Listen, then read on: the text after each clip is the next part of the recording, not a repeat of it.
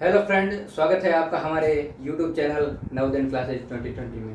तो दोस्तों, आज अपना 9th क्लास का फर्स्ट वीडियो है। ठीक है दोस्तों, आज से अपन शुभारंभ कर देते हैं 9th क्लास का फर्स्ट वीडियो लेक्चर, जो अपन पहले हिंदी का ले लेते हैं। हिंदी का, ठीक है दोस्तों, हिंदी।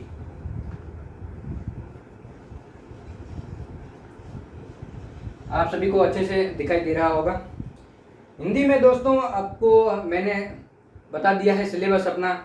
सिलेबस जो अपने कल किया था कवर, वो पूरा सिलेबस है। वो आप सबसे पहले तो आप सिलेबस को एकदम कवर कर लो, अच्छे से समझ लो उसको कि क्या है, उसके अंदर क्या करना है और किस प्रकार से अपने को करना है। मैंने टॉपिक भी बता दिए थे। मैं एक बार फिर से अपने व्हाट्सएप ग्रुप पर मैं एक बार टॉपिक आपको आपके साथ शेयर कर दूंगा कि फर्स्ट टॉपिक कौन सा है, सेकंड कौन सा है, थर्ड कौन सा है। उसी टॉपिक के हिसाब से ही अपन चलेंगे, ताकि आपको दिमाग में भी बना रहे कि फर्स्ट टॉपिक ये था, तो आपके दिमाग में एकदम आ जाएगा कि फर्स्ट टॉपिक ये वाला था, तो इससे क्वेश्चन आया है, तो वो कहाँ पर दिया गया था, फर्स्ट क्रमांक में दिया गया था, सेकंड क्रमांक में। वो आपको सब एकदम एज इट इज आपके दिमाग में आ जाएगा, जो सीरियल वाइज रखेंगे तो। नहीं तो दोस्तों, कभी फर्स्ट वाला पढ़ेंगे, कभी लास्ट वाला पढ़ेंगे, कभी बीच वाला पढ़ेंगे, 8वां पढ़ेंगे, 7वां पढ़ेंगे। ऐसे पढ़ोगे तो दोस्तों कुछ पल्ले नहीं पड़ेगा। उस समय आपके दोस्तों समझ में आ जाएगा, लेकिन जब एग्जाम देने जाओगे तब आपके कुछ समझ में नहीं आएगा। तो दोस्तों, आज अपना अध्याय फर्स्ट टॉपिक अपन फर्स्ट देखते हैं, वर्ण विचार व वर्तनी विवेक। ठीक है दोस्तों, वर्ण विचार व वर्तनी विवेक। ठीक है दोस्तों, फर्स्ट टॉपिक अपन ये वाला ले लेते हैं।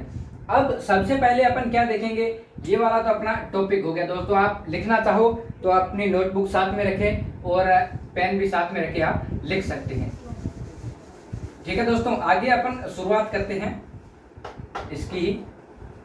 तो सबसे पहले इसमें मैंने क्या लिखा था, वर्ण विचार। ठीक है दोस्तों, तो सबसे पहले अपन समझेंगे कि वर्ण क्या होते हैं। ठीक है दोस्तों, वर्ण की मैं आपको परिभाषा बता देता हूं।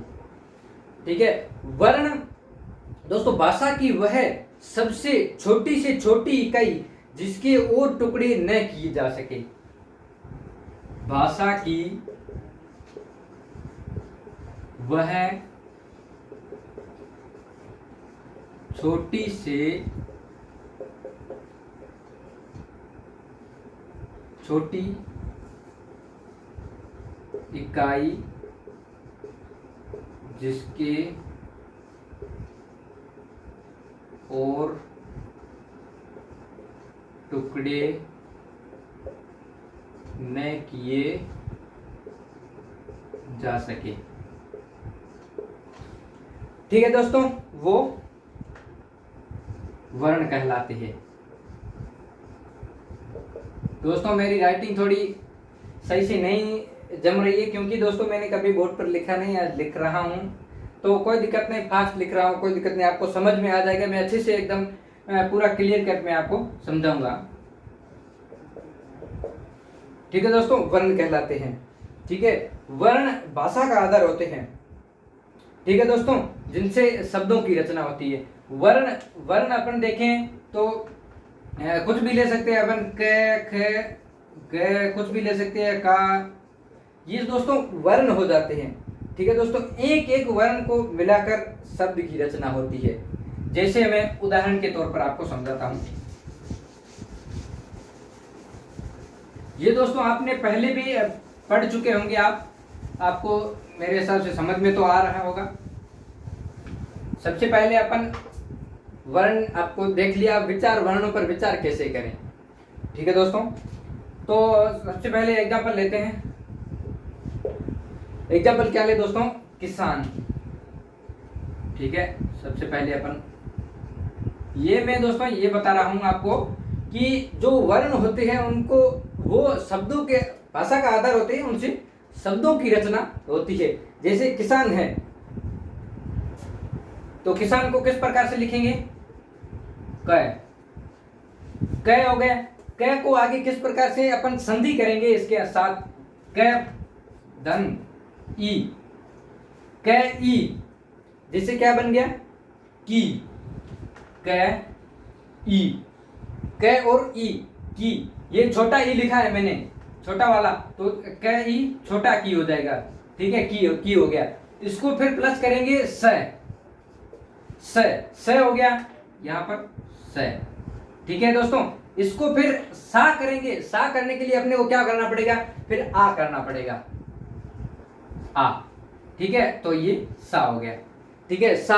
अब पीछे आप बोलोगे कि न जोड़ना पड़ेगा, ठीक है दोस्तों, लेकिन दोस्तों इसके अंदर न तो जुड़ेगा, इसके अंदर और भी कुछ जुड़ेंगे आगे, वो क्या जुड़ेंगे वो आपको देखना पड़ेगा आगे। ये अपन इस पर देखेंगे न, ये न दोस्तों हलंत हो जाता है, आधा हो जाता है, ठीक है दोस्तों। सिर्फ न जोड़ेंगे तो आधा हो जाएगा, इसके पीछे अपने को ए भी जोड़ना पड़ेगा, ठीक है, इसलिए किस्सा न।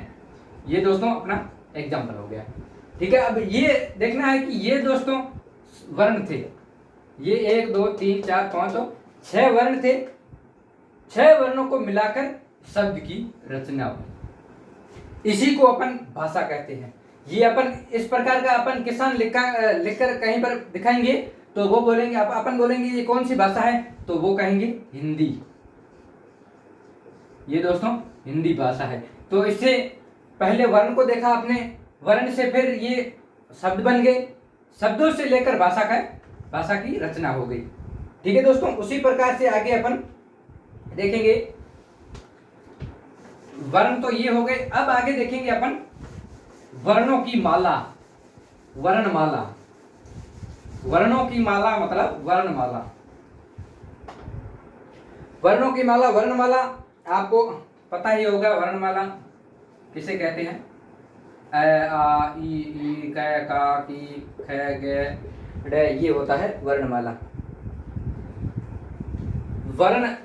वर्णों का समूह दोस्तों, वर्ण होते हैं, एक से एक जुड़ेगा वर्ण तो वर्णों का समूह हो जाएगा, ठीक है। जैसे अपन एक बंदा खड़ा है तो अपन बोलेंगे एक ही है, अगर 4 5 खड़े हैं वहां पर तो बोलेंगे कि व्यक्तियों का समूह है, ये लड़कों का समूह है, लड़कियों का समूह है, ऐसे अपन देख सकते हैं। तो यहाँ पर देखेंगे वर्णों के समूह को वर्णमाला कहा जाता है, वर्णों के समूह को वर्णमाला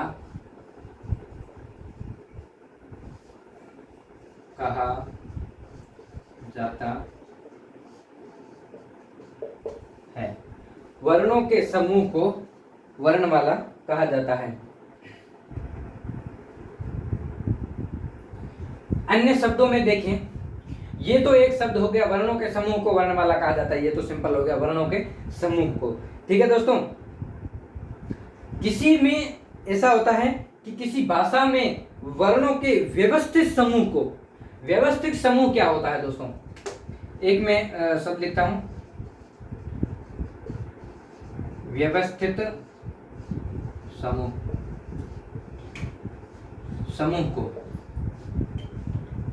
किसी भाषा में वर्णों के व्यवस्थित समूह को, कभी कभी आपने देखा होगा दोस्तों स्कूल में या क्लास में टीचर बोलते हैं व्यवस्थित ढंग से बैठो, व्यवस्थित ढंग से काम करो, व्यवस्थित ढंग से सफाई करो, ऐसा दोस्तों आपने सुना होगा कहीं पर। अब व्यवस्थित का मतलब क्या होता है, व्यवस्थित ढंग से बैठो मतलब क्रमवार बैठो, व्यवस्थित ढंग से, अच्छे से, पहले इसको साफ करो, फिर उसको साफ करो, फिर उसको साफ करो, क्रमवार साफ करो, व्यवस्थित ढंग से आप अपना काम करो, पहले हिंदी का करो, फिर इंग्लिश का करो, फिर उसका करो, ऐसा नहीं है एक लाइन हिंदी की लिख दी, बाकी फिर उसको छोड़ दिया, फिर आगे इंग्लिश का करने लगे, ऐसा दोस्तों नहीं। व्यवस्थित का मतलब सही ढंग से, पूर्ण रूप से, अच्छे तरह से, व्यवस्थित समूह को, वर्णों के व्यवस्थित समूह को, वर्ण होता है, वर्ण मैंने आपको समझा दिया, वर्णों के व्यवस्थित समूह को, वर्णों के ज्यादा वर्ण को लेंगे तो वर्णों का समूह हो जाएगा। अब दोस्तों एग्जांपल मैं लेता हूं, वर्णों के समूह को, व्यवस्थित समूह को, व्यवस्थित समूह मतलब देखो यहाँ पर मैंने लिखा क, फिर मैंने लिखा ख, फिर मैंने लिखा ड, फिर मैंने लिखा छ। अब ये क्या व्यवस्थित समूह हुआ क्या, आप बताइए, कमेंट में बताइए, ये व्यवस्थित समूह हुआ या फिर अव्यवस्थित समूह हुआ, आप कमेंट करके बताएं, ठीक है दोस्तों। अब मैं आपको समझाता हूँ व्यवस्थित समूह किसे कहा जाता है। व्यवस्थित समूह आपने वर्णमाला तो पढ़ा ही होगा। वर्णमाला में कैसे दिया गया है, मतलब क, पहले क होता है, फिर ख, ग, घ और ड, फिर आता है च, छ, ज, झ, य। इस प्रकार से दोस्तों आपको कहीं पर भी दिखे ये व्यवस्थित समूह होता है। जैसे पहले मैंने लिखा क, ख, ड, छ, वो दोस्तों अगली लाइन में आ गया ड, यहाँ पे चला गया, यहाँ पर ग और ग कहाँ आया, नहीं आया ना, तो व्यवस्थित हुआ ही नहीं। ये वाला दोस्तों एकदम व्यवस्थित है। ये वाला अगर यहाँ पे अपन त लिख देते, यहाँ पर अपन ख लिख देते, तो व्यवस्थित किस प्रकार से होता दोस्तों, इसी को व्यवस्थित समूह कहते हैं। ठीक है, वर्णों के व्यवस्थित समूह को वर्णमाला कहा जाता है। ये व्यवस्थित हो गए तो इसी को अपन वर्णमाला का दर्जा दे देंगे। ठीक है, अब आते हैं आगे वर्णों के भेद के ऊपर कि वर्णों के कितने भेद होते हैं। वर्णों के भेद मोटे तौर पर देखें तो वर्णों के दो भेद होते हैं।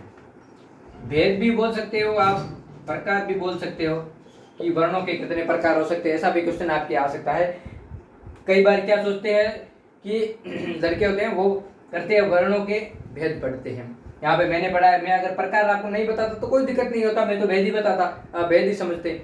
जब एग्जाम में आप जाते तब आपको आता, वहां पर क्वेश्चन आता कि वर्णों के कितने प्रकार होते हैं, तब आप कंफ्यूज हो जाते। ठीक है दोस्तों, इसलिए मैंने दोनों भी बता दिए कि प्रकार, भेद, और इसके और भी कई नाम है, लेकिन आपको मोटे तौर पर यही ये बताएंगे या इस प्रकार से बोलेंगे कि वर्ण कितने प्रकार के होते हैं, वर्णों के कितने प्रकार होते हैं। ठीक है दोस्तों, तो मोटे तौर पर दो प्रकार होते हैं। कौन कौन से? पहला स्वर, पहला होता है स्वर, दूसरा होता है व्यंजन।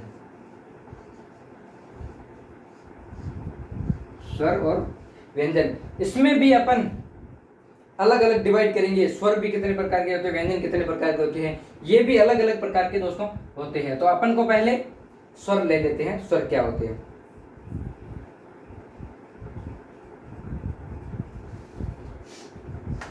ठीक है, आगे अपन देखते हैं स्वर। वर्णों के एक बार फिर रिपीट कर देता हूं, वर्णों के दो भेद होते हैं, स्वर और व्यंजन। अपन पहला लेते हैं स्वर।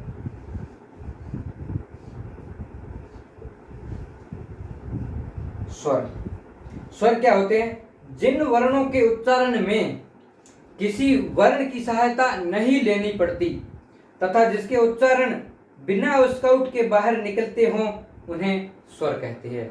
मतलब दोस्तों जो स्वर होते हैं उनमें अन्य किसी वर्णों की सहायता नहीं ली जाती, वर्णों की सहायता नहीं ली जाती। जैसे ये ऊपर वाली जो लाइन होती है अपन उसको बोलते हैं अ, आ, ई, बड़ी, छोटा ऊ, बड़ा ऊ आदि। यहां तक आ गया, मतलब आदि का मतलब यहां तक, अंत तक आ गया। अंत मतलब दोस्तों अंग और अह आ जाता है पीछे, अह। ठीक है, तो यहां से ए से लेकर अह तक ये हो जाते हैं आपके स्वर हो जाते हैं। ठीक है दोस्तों, ए, आ, ई, ऊ, री, ए, ऐ, ओ, औ, अंग और अह, ये हो जाते हैं स्वर। अब इसके आगे देखते हैं कि स्वर के भेद, स्वर कितने प्रकार के होते हैं, ये अपन आगे डिस्कस करेंगे। स्वर, मुख्य तौर पर स्वर तीन प्रकार के होते हैं। ठीक है दोस्तों, तीन प्रकार के कौन कौन से होते हैं? एक होता है ह्रस्व स्वर, एक होता है ह्रस्व स्वर, दूसरा होता है दीर्घ स्वर।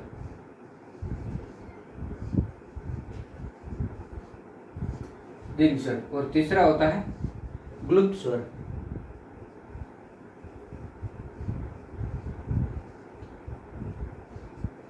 ग्लुप्त स्वर।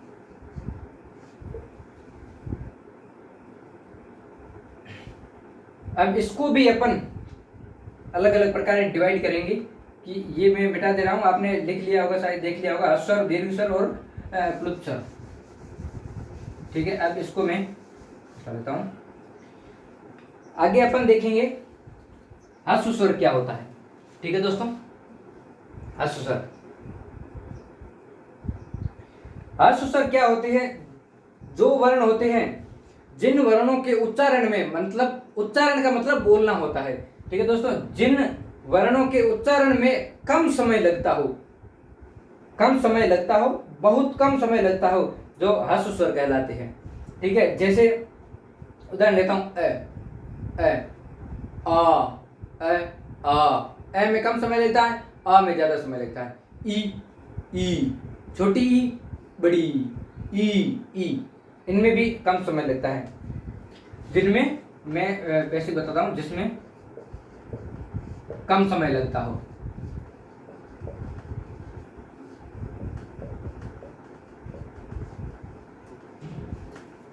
नोट्स की तरह मैं बता रहा हूं, जिसमें कम समय लगता हो उन्हें ह्रस्व स्वर कहा जाता है।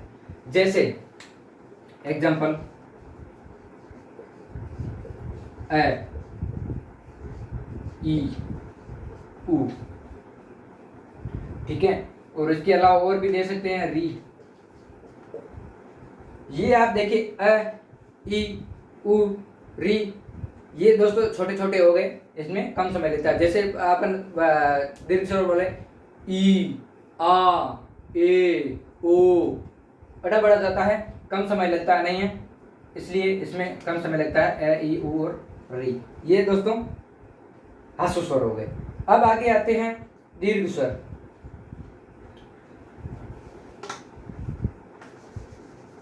दूसरा नंबर आता है अपना दीर्घ स्वर पर।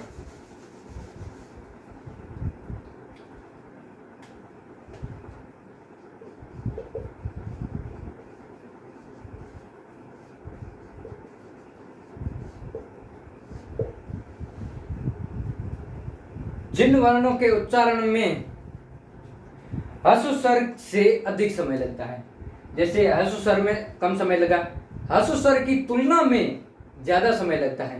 मतलब ए, ई हो गया, जैसे आ थोड़ा सा ज्यादा लग गया, आ, ई, उ, ए, ऐ, ओ, औ, इस प्रकार के हो गए, जिनमें अधिक समय लगता हो। अधिक समय लगता हो उनको दीर्घ स्वर कहते हैं। दीर्घ मतलब बड़ा, ह्रस्व मतलब छोटा, इसका भी आप समझ सकते हो। दीर्घ मतलब बड़ा, ह्रस्व मतलब छोटा। जैसे आ, बड़ी ई, बड़ा उ, ए, ऐ आदि। ठीक है दोस्तों, ये हो गए अपने दीर्घ स्वर। अब अपन देखेंगे प्लुत स्वर। आगे अपने स्वर क्या है, एक और प्रकार प्लुत स्वर।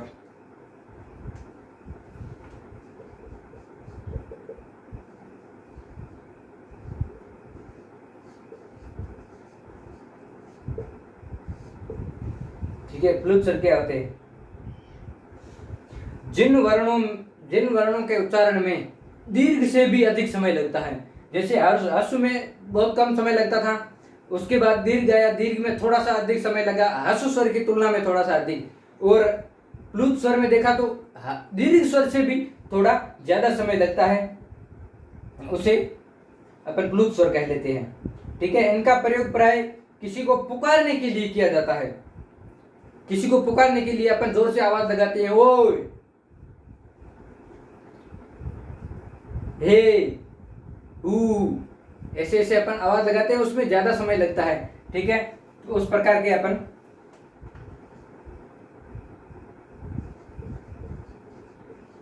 उस प्रकार के जो शब्द होते हैं, जैसे ओम, ओम ओम ओम ऐसे बोलते हैं ना, तो राउम राउम, ठीक है दोस्तों, हे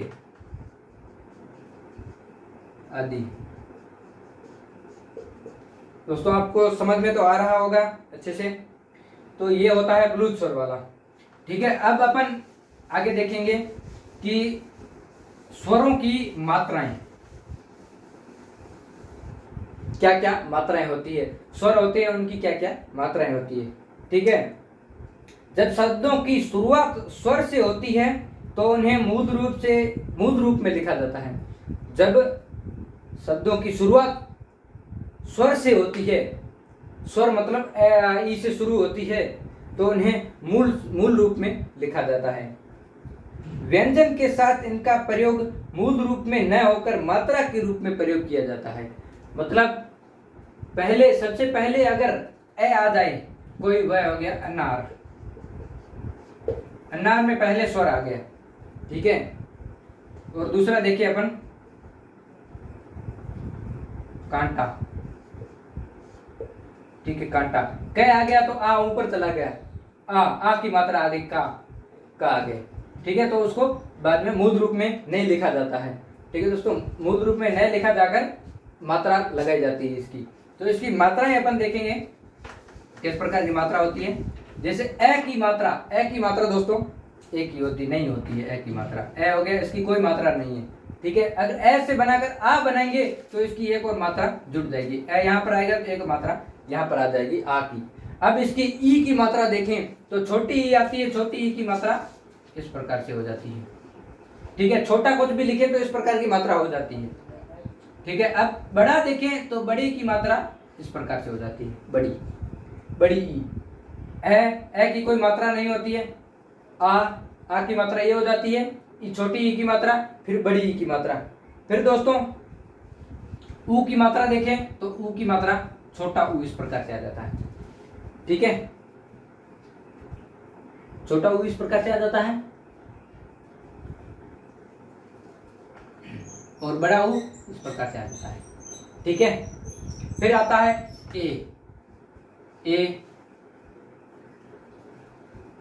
ठीक है दोस्तों, फिर ए आ गया, फिर ओ, आई आ गया। यहाँ पर ए एक मात्रा, आई दो मात्रा, फिर ओ की भी एक मात्रा आ जाएगी, ए ओ, फिर औ आएगा। ये दोस्तों मात्रा होगी 1 2 3 4 5 6 7 8 और 9 मात्राएं होगी।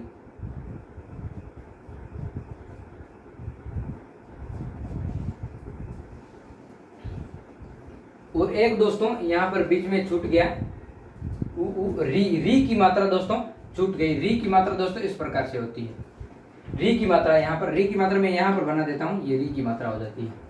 ठीक है, यहाँ पर सॉरी दोस्तों गलती हो गई, यहाँ छूट गई, कोई दिक्कत नहीं। अपने को 10 मात्राएं होती है, 11वां ये हो गया, इसकी कोई मात्रा नहीं होती है। ठीक है, अपने 10 मात्राएं हो गई स्वर की। अब अपन अगला वाला देखेंगे, स्वर अपना क्लियर हो गया। अब अपन व्यंजन की बात करते हैं। वर्णमाला के 2 प्रकार होते हैं, स्वर और व्यंजन। अपन दूसरा देखेंगे।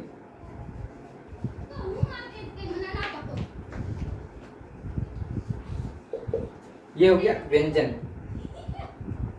अब व्यंजन क्या होता है वो अपन देखेंगे।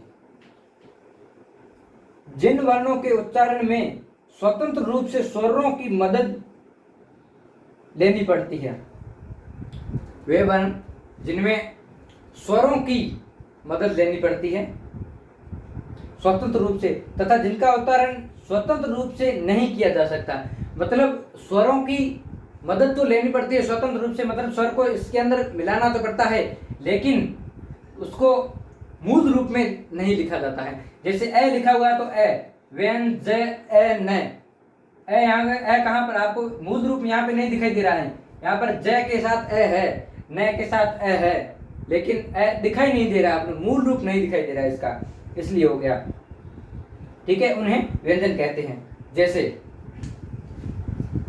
उदाहरण के तौर पर मैं देखता हूं, क, क के साथ दोस्तों स्वर भी छिपा हुआ है, क प्लस ए इक्वल टू क। ठीक है दोस्तों, इसके अंदर ए छिपा हुआ है इसलिए क पूरा बन गया, नहीं तो ये आधा था। आधा नीचे का हलंत, मतलब ये नीचे का हलंत मतलब आधा। ठीक है, पूरा होगा तो पूरा हो जाएगा। घ, ये दोस्तों आगे की ओर हो गए, ये र आदि, ये दोस्तों अपने व्यंजन हो गए।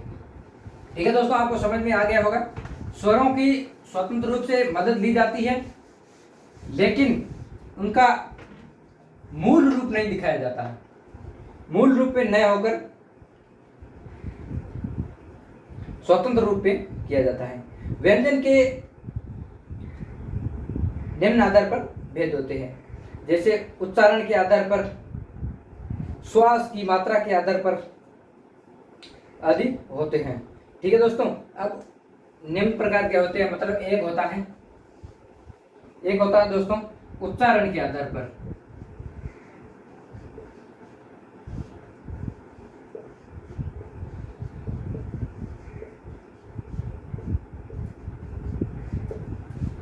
उच्चारण के आधार पर व्यंजन के भेद, और दूसरा होता है श्वास की मात्रा के आधार पर, श्वास की मात्रा के आधार पर।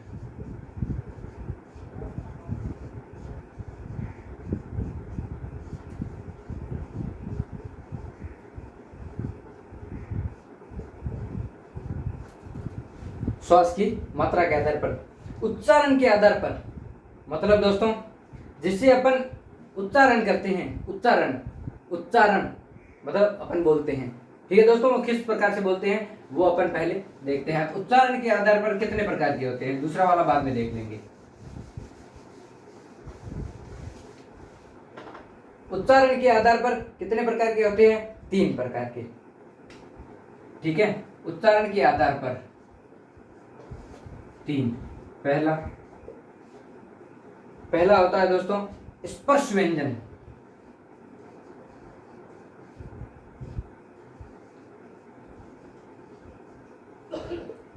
उच्चारण के आधार पर पहला होता है स्पर्श व्यंजन। अब स्पर्श व्यंजन क्या होता है, जिन व्यंजन वर्णों के उच्चारण में हवा मुंह के विभिन्न भागों को छूती हुई या स्पर्श कर निकलती है उन्हें स्पर्श व्यंजन कहते हैं। ठीक है दोस्तों, मतलब व्यंजन वर्ण उच्चारण मुंह के अंदर विभिन्न भागों को छूकर निकलती है, छूकर स्पर्श कर निकलती है, स्पर्श करती है। जैसे क वर्ग हो गया, क वर्ग, क हवा अंदर जाती है और विभिन्न भागों को छूती है, फिर वापस आती है, लेकिन दूसरा कोई पार्ट टच नहीं होता। क ख ग घ ड़। ठीक है दोस्तों, ये हो गया। अब च वर्ग,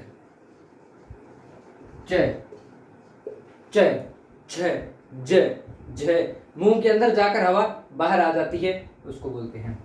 ठीक है, अब आता है पीछे ट वर्ग, ट ट ठ, फिर त थ द ध प फ ब भ म। ठीक है दोस्तों,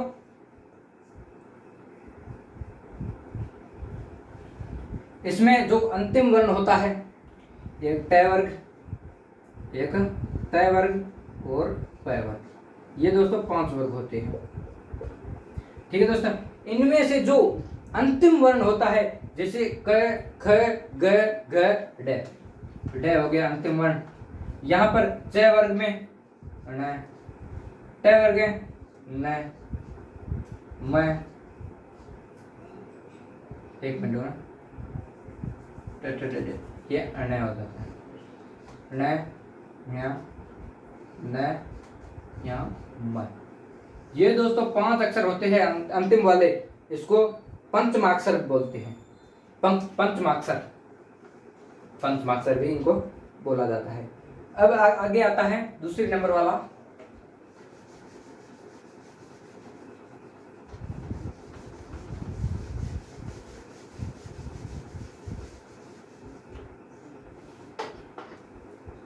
आगे आता दूसरा अंतःस्थ व्यंजन। अंतःस्थ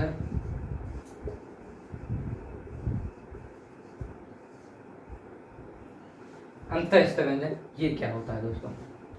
ये दोस्तों जिन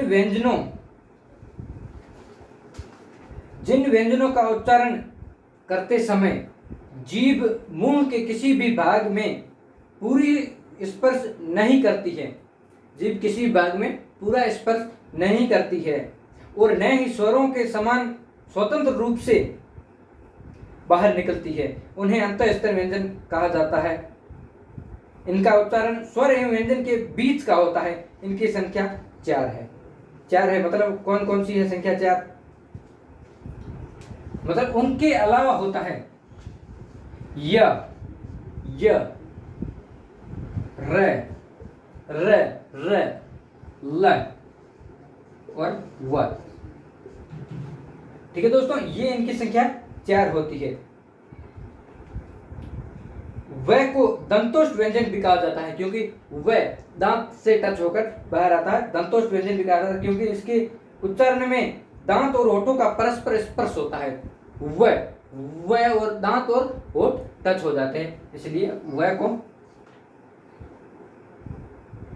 दंतोष्ठ मतलब दांत और होंठ दोनों दंतोष्ठ में आ जाते हैं। ठीक है, अब अगला तीसरा वाला देखेंगे अपन। अंतःस्थ ये हो गया। तीसरा ऊष्म व्यंजन।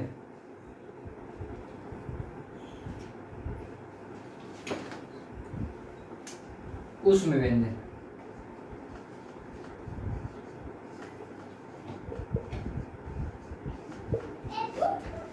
ऊष्म का मतलब क्या होता है दोस्तों? ऊष्म का मतलब गर्म होता है। गर्म व्यंजन कौन से हैं? जिन व्यंजनों का उच्चारण करते समय हवा मुंह से रगड़ खाकर ऊष्म उत्पन्न करती है, मतलब गर्मी उत्पन्न करती है, उन्हें ऊष्म व्यंजन कहते हैं। इनकी संख्या भी दोस्तों 4 है। गर्मी उत्पन्न करते हैं, हवा आपस में रगड़कर गर्म हो जाती है। एक दूसरे को अपन घिसेंगे, अगर पत्थर हो चाहे कुछ भी हो, एक दूसरे को अपन घिसेंगे, ऐसे मालिश करो ना, तो भी ये गर्म हो जाता है। ठीक है दोस्तों, इसलिए रगड़ कर, जैसे 4 होते हैं स गर्म हवा बाहर निकलती है, स ह। ठीक है दोस्तों, ये 4 प्रकार के होते हैं।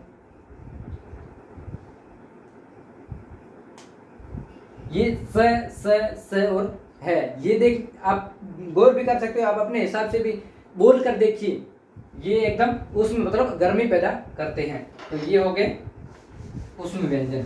तो उच्चारण के आधार पर अपने 3 प्रकार थे, तीनों अपन ने समझ लिए हैं। अब आगे देखते हैं अपन श्वास की मात्रा के आधार पर। श्वास प्राण हवा,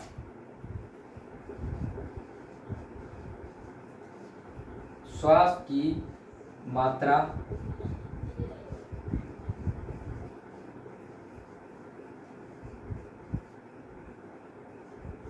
के आधार पर। ठीक है, श्वास की मात्रा के आधार पर कितने प्रकार के होते हैं। ठीक है, तो ये दोस्तों 2 प्रकार के होते हैं। ठीक है, ये वाले मोटे तौर पर देखा जाए तो 2 प्रकार के होते हैं। एक होता है अल्प प्राण और एक होता है महाप्राण। अल्प छोटा, महा बड़ा। अल्प प्राण, पहले अपन अल्प प्राण देख लेते हैं, सॉल्व करें। अल्प प्राण,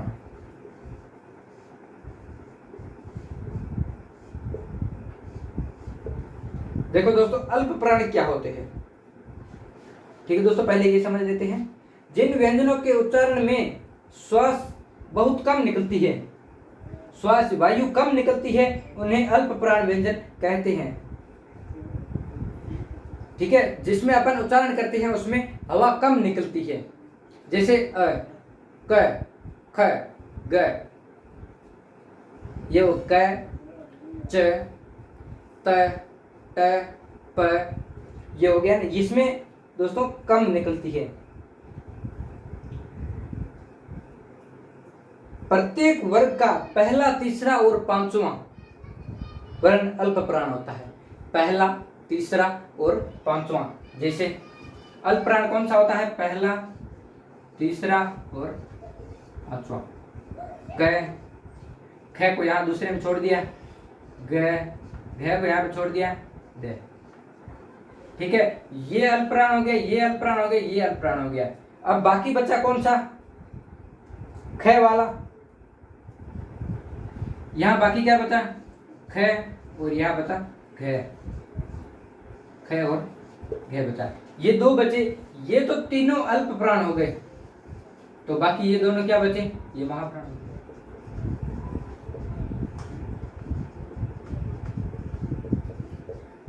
अब दोस्तों आपको अल्प प्राण और महाप्राण में अंतर समझ में आ गया होगा, मैंने समझ में आ गया होगा। जैसे एक और उदाहरण देते हैं। यहाँ हो गया छ, छ यहाँ बीच में छूट गया, ज, झ छूट गया और ये। ठीक है दोस्तों, अब छ और झ ये दोनों महाप्राण हो गए और ये तीनों अल्प प्राण हो गए। ठीक है दोस्तों, पहला, तीसरा और पांचवा स्वर होता है, सॉरी दोस्तों व्यंजन होता है, पांचवा व्यंजन होता है, वो दोस्तों अल्प प्राण होते हैं। और दूसरा और चौथा ये महाप्राण हो जाते हैं। अब दोस्तों आपको अल्प प्राण और महाप्राण समझ में आ चुका होगा। महाप्राण क्या होता है? जिन स्वर व्यंजनों में उच्चारण में श्वास वायु अधिक मात्रा में निकलती है उन्हें महाप्राण कहते हैं। ख, क, ख, ग, घ, ड़। देखो आप खुद एक बार ट्राई करके देखो, आप बोल कर देखो क्या होता है, किस प्रकार से कौन सा व्यंजन होता है। अब अपन आगे देखेंगे, वो अगला टॉपिक देखेंगे वर्ण विचार वर्तनी विवेक में संयुक्त व्यंजन। ठीक है, ये अपन दोस्तों अगली क्लास में देखेंगे संयुक्त व्यंजन। आज के लिए दोस्तों इतना ही। तो मैं एक बार फिर से रिवाइज कर देता हूं आपका कि पहले अपन ने वर्ण पढ़ा, वर्ण क्या होता है, कितने प्रकार के होते हैं, फिर उसके अंदर भी वर्णमाला भी देखा आपने। ठीक है, फिर उसके बाद अपन ने वर्णमाला में कितने प्रकार के होते हैं, कितने भेद होते हैं, वो भी अपन ने देखा। फिर स्वर का देखा, स्वर कितने प्रकार के होते हैं, उसमें क्या क्या होता है। फिर अपन ने स्वरों के भेद देखे, फिर अपन ने व्यंजन देखे, व्यंजन क्या क्या होते हैं, कितने प्रकार के होते हैं, उनमें भी किन किन के आधार पर होते हैं। जैसे एक बताया था उच्चारण के आधार पर, और एक बताया था श्वास की मात्रा के आधार पर। श्वास लेते हैं तो मात्रा किस प्रकार से लगती है उस प्रकार से बताएं। तो दोस्तों आज अपन ने काफी चीजें कवर कर ली है, तो अगली क्लास में और देखेंगे। इसकी क्लास भी आती रहती है मैथ की, वो भी आप जरूर देखें। Thank you.